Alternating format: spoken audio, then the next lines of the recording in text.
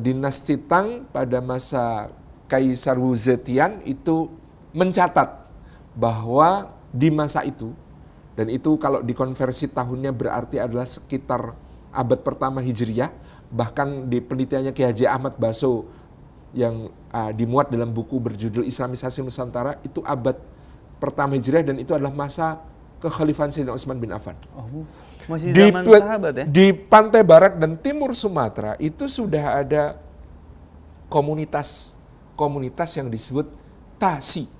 Komunitas yang disebut Tasi dalam bahasa Tiongkok ini, menurut penelitian Ki Haji Ahmad Baso, bukan sekedar pedagang muslim yang mampir, tetapi sudah ada perkampungan muslim yang dipimpin oleh seorang mu'alim, seorang ulama, yang di situ didirikan ibadah secara berjamaah.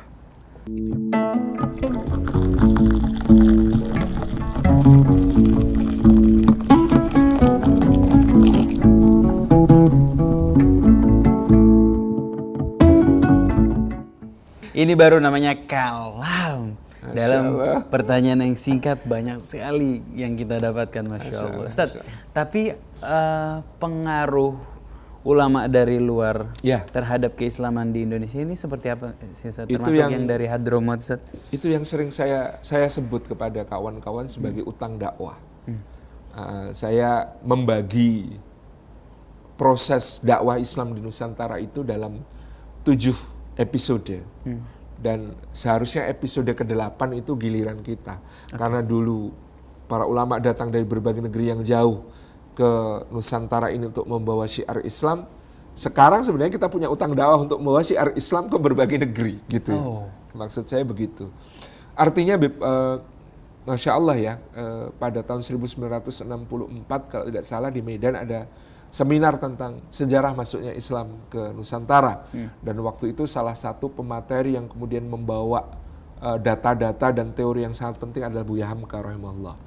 Jadi Buya Hamka, Haji Abdul Malik Karim Amrullah, ketika itu, ya kalau kita sekarang mengkaji kembali apa yang beliau sampaikan di saat itu, beliau meruntuhkan teorinya Sunuk Hurgrunze tentang masuknya Islam ke Indonesia. Di mana Christian Sunuk Hurgrunze itu kemudian yang masih dijadikan sebagai teori baku di pelajaran-pelajaran sejarah di sekolah kita, bahwa masuknya Islam ke Indonesia itu terjadi pada abad ke-13, ditandai dengan berdirinya kerajaan Islam pertama, yaitu Samudra Pasai di ujung utara Aceh, dan masuknya itu melalui Gujarat, dibuktikan dengan adanya nisan-nisan di Samudra Pasai yang sangat mirip dengan nisan-nisan yang ada di Gujarat. Itu teorinya Sunuk Hurgrunze, kan begitu. Buya Hamka membawa data-data baru yang luar biasa. Yang pertama, data dari kronik dinasti Ming. Kronik dinasti Tang. Jadi dinasti Tang pada masa Kaisar Wu Zetian itu mencatat bahwa di masa itu, dan itu kalau dikonversi tahunnya berarti adalah sekitar abad pertama Hijriyah, bahkan di penelitiannya Ki Haji Ahmad Baso yang dimuat dalam buku berjudul Islamisasi Nusantara, itu abad pertama Hijriyah dan itu adalah masa kekhalifahan Sayyidina Utsman bin Affan. Masih zaman sahabat ya? Di pantai barat dan timur Sumatera itu sudah ada komunitas yang disebut Tasi. Komunitas yang disebut Tasi dalam bahasa Tiongkok ini, menurut penelitian Ki Haji Ahmad Baso, bukan sekedar pedagang muslim yang mampir, tetapi sudah ada perkampungan muslim yang dipimpin oleh seorang mu'alim, seorang ulama, yang di situ didirikan ibadah secara berjamaah. Disebut sebagai Tasi. Itu ada di Palembang, itu ada di Barus, itu ada di Jambi, itu ada di berbagai pantai di pelabuhan-pelabuhan di barat Sumatera dan timur Sumatera. Jadi itu sudah di abad pertama Hijriyah. Dan ini akan diperkuat dengan data kedua, yaitu surat menyurat antara Maharaja Sri Indrawarman. Tanda perkampungan ini apa, kata Buya Hamka? Tanda adanya perkampungan ini? Laporan dinasti Tang ini sudah cukup untuk menjadi data tentang perkampungan muslim. Baik. Dan surat Maharaja Sri Indrawarman yang kemudian dikirim kepada Umar bin Abdul Aziz membuktikan dia sangat mengetahui tentang perkampungan Islam ini. Jadi surat Sri Indrawarman ini dokumennya ditemukan di Oxford Dan ternyata luar biasanya surat ini juga termaktub dalam Al-Iqdul Farid karya Ibnu Abdi Rabbih Al-Andalusi, juga dalam Nujumuz Zahirah karya Ibnu Taghribardi. Di situ disebutkan suratnya itu berbunyi begini. Dari Maharaja Diraja yang keturunan 1000 raja, yang permaisurinya juga keturunan 1000 raja, yang wilayah kekuasaannya terdiri atas 1000 pulau, yang tiap pulaunya ada 1000 gunung, yang tiap gunungnya mengalirkan 1000 sungai, yang di kandangnya ada 1000 gajah perang, yang armada perangnya terdiri atas 1000 kapal perang. Kepada Raja Arab yang tidak menyembah dewa-dewa selain satu Tuhan saja. Aku kirimkan kepadamu beberapa hadiah sebagai tanda persahabatan di antara kita. Dan disebutkan ada kayu manis, ada kapur barus, ada cengkeh, ada lada, ada pala, ada berbagai rempah-rempah dihadiahkan. Maka kirimkanlah untukku seseorang yang bisa mengajarkan agamamu kepadaku. Ini surat Sri Indrawarman untuk Sayyidina Umar bin Abdul Aziz rahimahullah ta'ala. Dan kemudian ini dibalas dengan pengiriman seorang mu'alim disertai 2 sahaya, disertai 2 jariyah perempuan. Yang satu berkulit putih, yang satu berkulit hitam. Dari mana kita tahu ada yang berkulit putih, berkulit hitam? Qadarullah wa masya'a fa'al. Ternyata setelah Indrawarman ini masuk Islam, di kerajaan Sriwijaya terjadi kudeta. Kudeta ini dimenangkan oleh Sailendra Wamsa, keluarga Sailendra yang kemudian mengambil alih kekuasaan di Sriwijaya setelah kurang lebih 100 tahun dikuasai oleh dinasti Dapuntahyang, berganti menjadi dinasti Sailendra.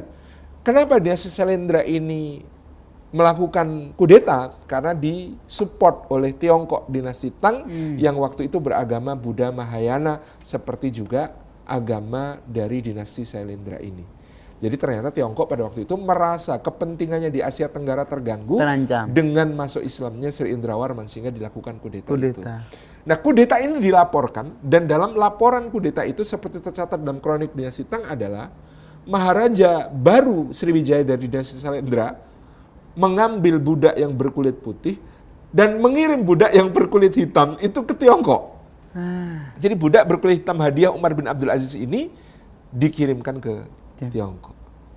Dan itu tercatat, dan itu ada bukti sejarah yang sangat valid. Jadi korelasi dan korespondensi dunia Nusantara dengan dunia Islam pada saat itu sangat erat.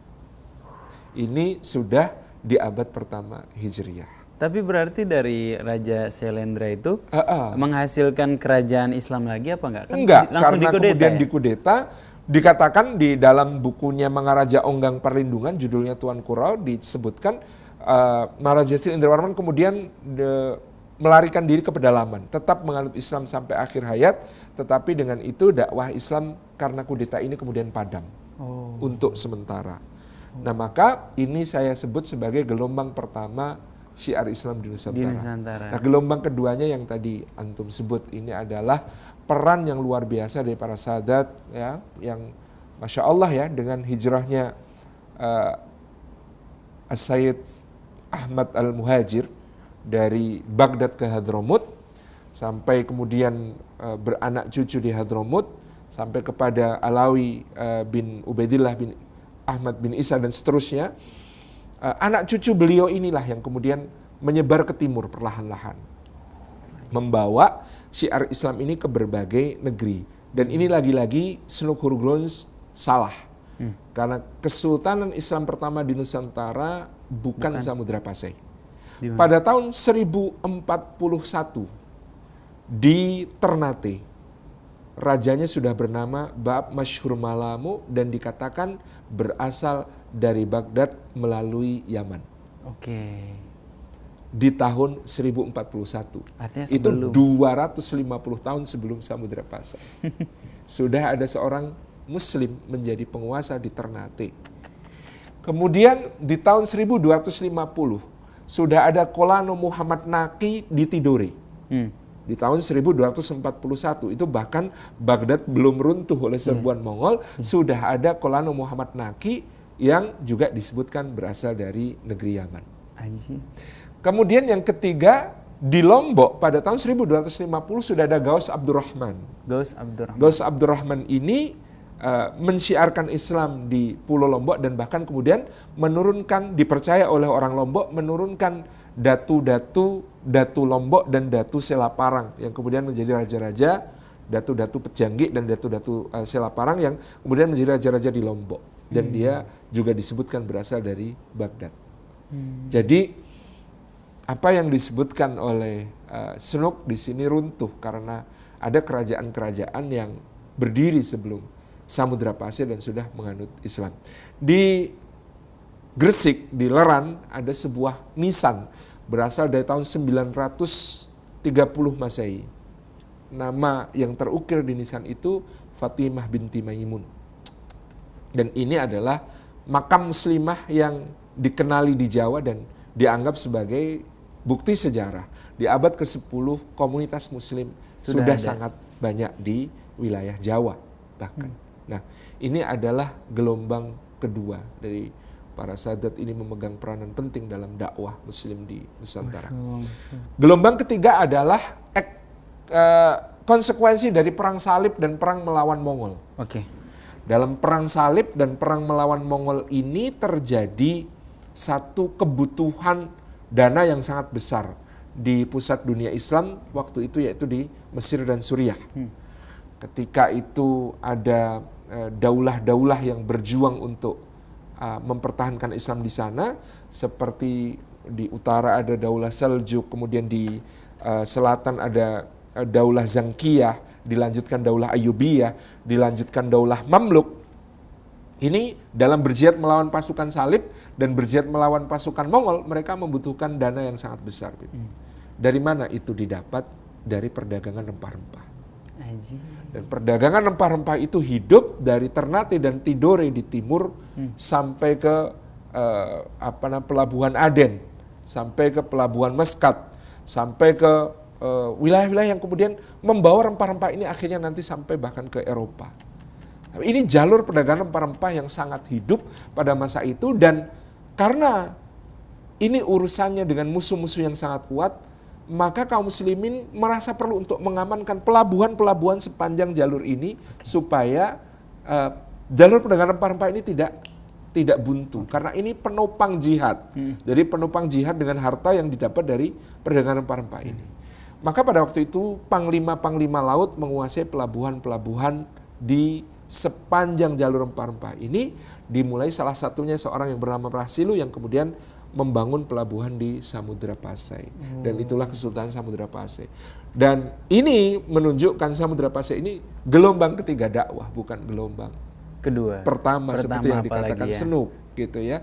Itu catatan pentingnya. Dan kekeliruan Snook lagi-lagi kesimpulannya serampangan mengatakan Islam yang datang di Samudra Pasai itu berasal dari Gujarat hanya dari kesamaan nisan.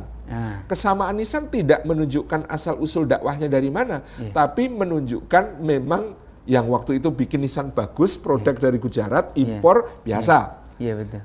Tapi bukti bahwa catatan Ibnu Battutah tentang Samudra Pasai, Sultan dan seluruh penduduknya mengamalkan Islam dalam madhab Syafi'i, membuat kita berkesimpulan jalurnya bukan Gujarat. Jalurnya adalah Mamluk di Mesir. Ayyubiyah dan kemudian dilanjutkan oleh Mamluk di Mesir. Sebagaimana gelar Sultan-Sultan Samudra Pasai itu mirip dengan gelar-gelar Ayyubiyah dan gelar Mamluk, yang Ayyubiyah dan Mamluk menjadikan mazhab Syafi'i sebagai mazhab negara pada masanya. Kalau itu dari Gujarat harusnya mazhabnya Hanafi. Hanafi, betul. Tapi ini berasal dari Mesir dan Suriah pada masa itu, pusat dunia Islam saat itu, sehingga mazhabnya mazhab Syafi'i. Sehingga kita bisa menemukan Sultan Malik As-Salih, Sultan Malik Ad-Dohir. Kata Sultan Malik ini gelar-gelar Ayyubiyah dan gelar-gelar Mamluk yang kemudian diadopsi di Samudra Pasai. Jadi ini gelombang ketiga dakwah yang terjadi pada saat itu. Mengamankan jalur rempah-rempah sekaligus berdakwah. Masya Allah. Nah, gelombang keempat lagi-lagi adalah peran para sahadat yang luar biasa. Dan gelombang keempat ini harus diakui sebagai yang paling sukses. Salah satu yang paling sukses dalam sepanjang sejarah dakwah pada saat itu. Ada jalur-jalur yang menarik, tetapi ada satu mata rantai dalam penelitian Kiai Haji Ahmad Baso yang menyatukan mayoritas dari para da'i hebat di abad ke-14, 15, 16 ini. Nama itu Hussein Jamaluddin Akbar atau oleh orang Jawa disebut Syekh Jumadil Kubro. Oke. Husain Jamaluddin Akbar alias Jumadil Kubro ini, menurut penelitian Ki Haji Ahmad Basso, Sejarawan Nahdlatul Ulama, nama dan kiprahnya ditemukan dalam berbagai manuskrip yang terdapat di Bangladesh, Benggala pada saat itu, di Champa, di Vietnam dan Kamboja, di Malaka, di Pasai, di Palembang, di Jawa banyak tempat termasuk Cirebon, kemudian termasuk di Gresik, termasuk di Tuban, di Kalimantan di Banjar, di Sulawesi itu di Makassar, di Lombok, di Bali, di Ternate, di Tidore, bahkan di Mindanao. Nama beliau tercatat sebagai mu'alim yang berdakwah keliling tanpa henti. Nah, nama ini menjadi satu kunci untuk membuka dakwah di masa berikutnya. Era Sunan-Sunan itu? Ya, setelah itu. Menariknya, Husain Jamaluddin Akbar sezaman dengan seorang raja di Uzbekistan yang bernama Timur Leng. Oke. Di Samarkand, ibu kotanya pada saat itu. Dan pada suatu masa, Husain Jamaluddin Akbar juga ternyata sampai ke Samarkand, menikah di sana, memiliki seorang putra namanya Ibrahim As-Samarqandi. Oke. Ibrahim As-Samarqandi inilah yang kemudian mengikuti ayahnya sampai ke Champa di Kamboja. Di Champa dia diambil menantu oleh Raja Champa. Sebagai menantu Raja Champa, dia tinggal di Champa, di Kamboja dan Vietnam ini. Sedangkan iparnya, perempuan juga, putri Raja Champa yang lain, itu dinikahi oleh seorang Raja Majapahit di Jawa. Kalau kita merujuk kepada prasasti, nama raja yang menikahi ini Dyah Kertawijaya. Dyah Kertawijaya ini bertahta sekitar tahun 1430. Jadi Dyah Kertawijaya ini ipar-iparan dengan Ibrahim As-Samarqandi, putra Husain Jamaluddin Akbar ini. Nah, Husain Jamaluddin Akbar, Ibrahim As-Samarqandi di situ, di Champa. Ketika Ibrahim As-Samarqandi di Champa, dia punya 3 putra. Oke. Satu namanya Ahmad Rahmatullah, yang kedua namanya Ishak, yang ketiga namanya Ali Murtadha. 3 orang ini oleh ayahandanya dikirim ke Jawa. Temui bibi kamu yang sudah menjadi Ratu Majapahit. Jadi pernikahan Ratu Majapahit ini yang kemudian dalam sejarah disebut Dwarawati dengan Dyah Kertawijaya, itu secara fikih dianggap bermasalah. Kenapa? Karena seorang muslimah menikah dengan raja Hindu. Oh. Secara fikih bermasalah. Tetapi secara hikmah dakwah tidak ada yang menampik betapa strategisnya di situ. Karena dengan keberadaan Ratu Muslimah ini, 3 keponakannya berkesempatan berdakwah di Jawa dengan sangat leluasa. 3 keponakannya ini kemudian ketika datang ke Majapahit, Ali Murtadha diangkat menjadi mufti untuk masyarakat muslim di ibu kota.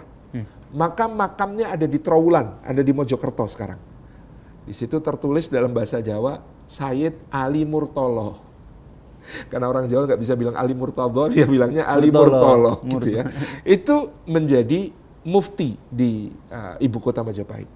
Ahmad Rahmatullah minta izin, saya ingin mengajar tata negara, karena keahliannya adalah tata negara. Maka diberi tempat di Ampel Denta di Surabaya, dipersilahkan mengajar di situ, menjadi Sunan Ampel.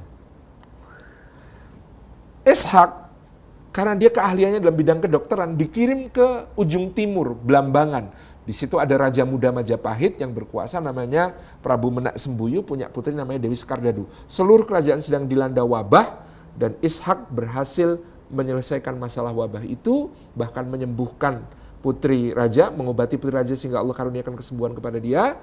Diangkatlah menjadi menantu kerajaan. Menikah dengan Sekardadu, tapi qadarullah ketika itu kemudian para menteri ini dengki kepada beliau. Difitnahlah Ishak ini, akhirnya kemudian dia keluar dari Blambangan, kembali berdakwah di Pasai. Putranya namanya Raden Paku, diberi nama oleh kakaknya Raden Paku. Masih didengki pula oleh para menteri ini sampai dibuang ke laut. Ketika dibuang ke laut, ditemukan oleh sebuah kapal dagang milik Nyai Ageng Pinatih, seorang muslimah dari Gresik. Nyai Ageng Pinatih, disebutkan nakodanya namanya Abu Hurairah. Nah, kalau kita ya tahu ini Abu Hurairah. Gitu. Nah, ini kemudian memberi nama anak ini Joko Samudro. Karena ditemukan di laut. Namanya muslimah. Saat itu tempat belajar Islam adalah di Ampel, dikirimlah kepada Sunan Ampel. Tanpa dia sadari, anak ini dikirim kepada uaknya. Di situ dia belajar bersama sepupu-sepupunya, Mahdum Qasim dan Mahdum Ibrahim. Mahdum Ibrahim nanti akan menjadi Sunan Bonang, Mahdum Qasim akan menjadi Sunan Derajat. Ya, Joko Samudro ini akhirnya kemudian dikirim naik haji bersama kedua sepupunya, dan belum tahu kalau itu sepupunya. Berangkatlah mereka ke Tanah Suci, transitnya di Pasai. Namanya waktu itu adalah Serambi Mekah itu sudah sejak dahulu. Jadi di situ mereka menunggu angin pasat timur untuk berlayar ke barat, mereka belajar di situ. Ketika melihat salah satu murid yang dari Jawa ini, Maulana Ishak yang sedang mengajar di situ mengatakan, Ainul yakin kamu putraku. Dia bisa langsung kenali, karena wajahnya mirip saat dia muda. Ya ini putraku ini. Akhirnya kemudian dia diberi nama Maulana Ainul Yakin itu, yang kemudian ketika pulang ke Jawa, bertiga ini dikasih bekal, kamu bawa tanah ini cari tempat untuk berdakwah yang cocok. Ketika ketemu uaknya Sunan Ampel di Surabaya, dia tanya, saya harus dakwah di mana? Gresik sudah lama kosong karena Maulana Malik Ibrahim sudah lama wafat. Kamu cari tempat di Gresik. Maka kemudian dia mencari tempat, dicocokkan dengan tanah yang dia bawa, ketemunya di Giri. Tanah Bukit itu apa? Giri. Sebagai tanah ini, karena ayahnya berpesan, kamu nanti kalau membuka tempat dakwah, cari yang tanahnya mirip tanah ini. Oh. Tanahnya mirip ini. Sebagai simbol apa tuh, Ustaz? Itu sebagai mungkin wasiat seorang ayah ya, dengan firasatnya, kamu memang kalau tanahnya kayak begini. Tanahnya kayak begini. Ketemu di Giri, di Gresik, menjadilah dia Sunan Giri seperti yang kita kenal. Jadi ini satu jalur nasab dari Ahmad Jumadil Kubro yang kemudian kita kenal tadi. Ini satu keluarga dakwah yang kemudian aktif di Jawa pada masa itu. Nah, ada jalur lain tadi yang sudah saya sebut adalah Maulana Malik Ibrahim. Kalau ini menarik orang ini karena dia, saya tahun 2000. Kalau yang tadi semua baliknya ke Ahmad Jumadil Kubro. Ahmad Jumadil Kubro. Kalau Maulana Malik Ibrahim ini menarik karena Kedutaan Besar Azerbaijan tahun 2017 itu pernah bikin presentasi di kedutaannya, ngundang tokoh-tokoh Islam. Di situ dia mendeklar Maulana Malik Ibrahim itu dari Azerbaijan. Wilayahnya disebut Kasan, dulu bagian dari negeri Persia, tetapi kalau sekarang masuknya wilayah Azerbaijan karena memang dekat perbatasan dengan Iran. Karena kalau kita baca nisannya yang ada di Gresik, nisannya Maulana Malik Ibrahim itu di belakangnya Al-Farisi Al-Kasani. Dari negeri Kasan di Persia. Kemudian yang menarik adalah Maulana Malik Ibrahim ini kemudian dikatakan dari Azerbaijan, dia pergi ke Mesir, pusat dunia Islam saat itu, untuk belajar Islam. Di Mesir, dia ketemu salinan Ar-Rihlahnya Ibnu Battuta. Atau Jenderal Cheng Ho, beda lagi ya? Bukan. Ibnu Battuta, dia ketemu Ar-Rihlahnya Ibnu Battuta. Di situ dia membaca tentang Samudra Pasai, membaca tentang Nusantara, betapa di sana masih banyak penyembah berhala, kan dikatakan begitu oleh Ibnu Battuta. Terbanti hatinya, saya harus ke sana. Saya mau dakwah. Coba bayangkan di masa itu ada orang punya motivasi seperti itu. Kemudian dia berangkat ke timur, berlayar sampailah di Gresik. Di tahun 1402, tahun yang diyakini Maulana Malik Ibrahim tiba di Gresik. Kerajaan Majapahit sedang dilanda perang saudara yang disebut Perang Paregreg. Antara Majapahit Barat yang dipimpin Wikramawardhana dengan Majapahit Timur yang dipimpin Wirabumi. Gara-gara perang saudara ini rakyat ketakutan, mereka meninggalkan sawah ladangnya, lari ke gunung-gunung, terbengkalai semua urusan pertanian sehingga Majapahit dilanda krisis pangan yang berat. Harga pangan mahal, susah didapat, orang-orang paceklik, kesulitan makan. Maka ini luar biasanya para dai dahsyat ini adalah mereka memulai dakwahnya dengan selalu menjawab persoalan masyarakat.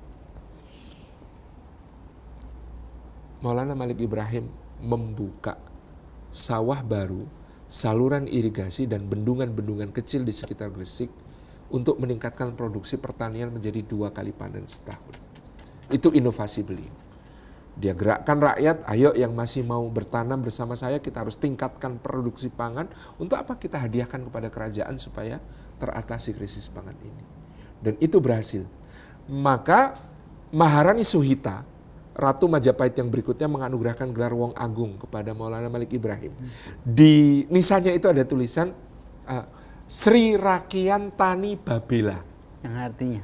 Sri Rakian itu gelar kebangsawanan yang dianugerahkan raja kepada orang penting. Tani berarti dia memiliki satu keahlian dan kontribusi besar di bidang pertanian. Babela itu, ini interpretasi Kiai Haji Ahmad Baso, kemungkinan menunjukkan dia berasal dari negeri Babel atau Babylon. Jadi Sri Rakyat Tani Babela. Nah, kan di situ dia disebutkan gelarnya panjang ya, Fakhrul Muluk, kebanggaan para raja, begini gitu ya. Dan dia itu adalah Sri Rakyat Tani Babela Al-Kasani Al-Farisi.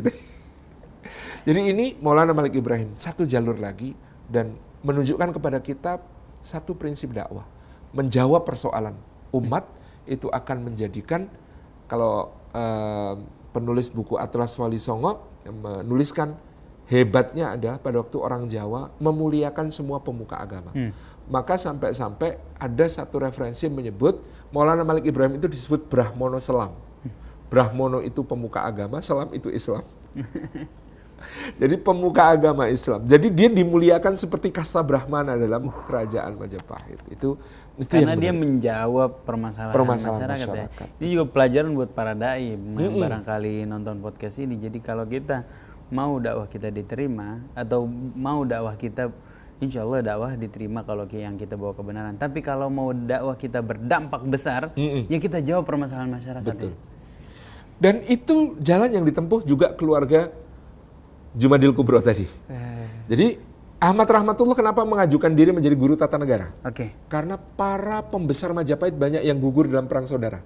Ini nggak ada yang ngajarin tata negara buat anak-anak nih. Betul. Buat para bangsawan, buat para pangeran, buat anak-anak adipati, anak-anak tumenggung, nggak ada yang ngajarin. Biar saya ngajarin. Ahmad Jumadil Kubro ini. Ini Ahmad Rahmatullah, cucunya Jumadil Kubro, yang kemudian menjadi Sunan Ampel. Itu pesantrennya pertama bukan mengajarkan agama Islam, tapi mengajarkan tata negara kepada putra-putra raja dan putra-putra para bangsawan. Kan itu dakwah yang sangat strategis kepada keluarga kerajaan. Ya Allah. Maka datang ada sahabatnya, namanya Utsman Haji Al-Maqdisi. Utsman Haji Al-Maqdisi ini dari Baitul Maqdis, orang Palestina. Kak, apa keahlian Anda, kata Ahmad Rahmatullah? Saya military trainer, saya pelatih perang, saya pelatih militer. Direkomendasikanlah ke kerajaan Majapahit dan akhirnya betul-betul namanya Utsman Haji ini kemudian dikenal sebagai Sunan Nguntung, itu menjadi pelatih tentara Majapahit, menjadi pelatih tentara Majapahit, dan kiprahnya ini tercatat bahkan dalam sejarah Bali. Raja Bali namanya Raja Kresna Kepakisan dari kerajaan Gelgel di Karangasem, Bali Timur sekarang, itu waktu itu pusatnya kerajaan Hindu Bali, itu datang ke Majapahit sebagai raja bawahan. Ketika pulang ke Bali, dia dihadiahi dalam sejarah dalam Watu Renggong, kitab itu dituliskan, dihadiahi 100 prajurit terbaik Majapahit, didikan Sunan Nguntung. Didikan seorang military trainer dari Baitul Maqdis ini. Dan di situ disebutkan 100 prajurit Majapahit terbaik ini semuanya nyama selam. Nyama itu saudara, selam itu Islam. Muslim. Itulah 100 Muslim pertama di Bali. Di Bali? Ya, di abad ke-15. Tapi kemudian asar Islam di Balinya sekarang? Masih ada desa-desa Muslim seperti Pegayaman dan sebagainya yang turun-temurun mereka Muslim. Sampai sekarang. Dari nyawa selam ini? Dari nyawa selam ini. Menarik sekali. Nah kemudian putranya Utsman Haji itu masih kecil waktu datang. Namanya Ja'far As-Sadiq. Ja'far As-Sadiq ini rindu sekali sama tanah kelahiran. Ketika diperintahkan berdakwah, dia memilih satu tempat di pantai utara Jawa. Di situ dia berdakwah dengan cara yang sangat simpatik, ada ceritanya kan gitu. Dia orang di situ itu memuja sapi, nggak pengen menyakiti sapi lah. Sapi itu hewan dimuliakan, kendaraan dewa gitu. Maka apa yang dilakukan? Dia beli sapi yang paling besar, paling gemuk, paling mahal, paling cantik sapinya. Taruh depan rumah diikat. Apa yang terjadi? Kan masyarakat berbondong-bondong. Ini mau diapain sapinya? Kurius kan masyarakat. Pengen tahu ada apa? Heboh. Berduyun-duyun orang akhirnya kemudian duduk-duduk di depan rumahnya saling kasak kusuk. Ini sapinya jangan-jangan mau disembelih secara demonstratif untuk menghina kita. Gitu-gitu kan. Isu-isu muncul. Ketika yang berkumpul banyak dia keluar. Bapak Ibu tahu kenapa saya mengikat sapi ini di depan rumah Bapak Ibu karena saya juga sangat menghormati hewan yang namanya sapi. Tahukah Bapak Ibu bahwa di dalam Al-Quran surat yang paling panjang dan banyak khasiatnya namanya surat sapi, bahasa Arabnya Al-Baqarah. Lalu beliau ceritakan, sapi di dalam surat Al-Baqarah ini punya cerita. Ceritanya adalah dia bisa menemukan seorang pembunuh. Bapak Ibu pengen tahu ceritanya? Kita sambung besok. Jadi ceritanya kalau sudah menarik, akhirnya kemudian yang datang makin berduyun-duyun, mereka masuk Islam. Kalau bahasa anak sosial media ada hooknya. Iya, ada hooknya. jadi ada punchline-nya nanti gitu. Bagus banget cerita beliau itu. Akhirnya kemudian rakyat berduyun-duyun, akhirnya mereka masuk Islam. Dan Sunan Kudus ketika itu, ya beliau akhirnya namanya kan Sunan Kudus, Ja'far Shadiq ini, dia bilang saya berjanji bersama kalian, saya tetap akan menghormati sapi, tidak masalah. Makanya sekarang kan di Kudus jarang ada soto sapi, adanya soto kerbau gitu ya. Sampai sekarang kebawa gitu ya tradisi itu. Nah, dia mendirikan kota itu karena rindunya kepada tanah kelahiran, kota Baitul Maqdis saat itu disebut kota Al-Quds, maka kota itu namanya Kudus. Dan kemudian dia mendirikan masjid namanya Masjid Al-Aqsa. Berarti orang Palestina ya? Orang Palestina. Maka monumen persaudaraan Indonesia-Palestina itu sudah ada sejak abad ke-15. Namanya Masjid Al-Aqsa di kota Kudus. Masya Allah. Itu di situ dia. Ada cerita lucunya, Bu. Yeah. Setiap malam Jumat Kliwon, itu Wali Songo ini bersidang di Masjid Demak. Makanya dulu zaman penjajahan oleh Belanda, malam Jumat Kliwon dijadikan sebagai malam yang ngeri, serem, yang penuh mistis. Aslinya itu adalah tempat atau waktu sidangnya para wali memusyawarahkan urusan-urusan dakwah. Nah, kenapa dijadikan mistis? Misi Belanda untuk menjauhkan masyarakat dari dakwahnya Wali Songo. Sehingga tahun 1890 ada satu lembaga bekerja sangat keras untuk mendangkalkan dakwah Wali Songo. Mereka menerbitkan buku-buku yang mendiskreditkan Wali Songo. Judulnya Serat Darmo Gandul, Suluk Gatholoco, Serat Babat Kediri. Itu menceritakan sejarah akhir Majapahit dan peran Wali Songo, ditulisnya baru akhir abad ke-19, sangat jauh dari masanya, dan di situ semua kitab-kitab itu senada melecehkan Wali Songo. Ya Allah. Itu proyeknya Belanda.